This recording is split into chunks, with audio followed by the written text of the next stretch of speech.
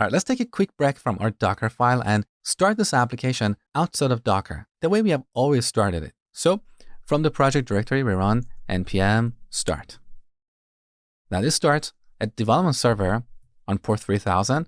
So if you go to localhost port 3000, we can access this application. Now in the future, when we run this application inside a Docker container, this port 3000, will be open on the container, not on the host.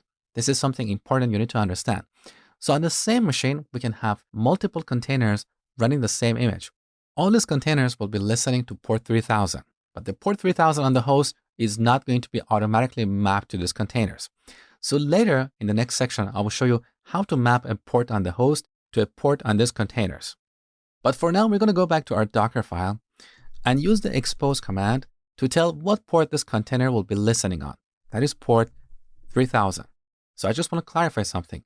The expose command doesn't automatically publish the port on the host.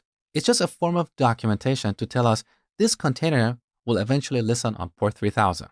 So later, when we properly run this application inside a Docker container, we know that we should map a port on the host to port 3000 on the container. We'll do that in the next section.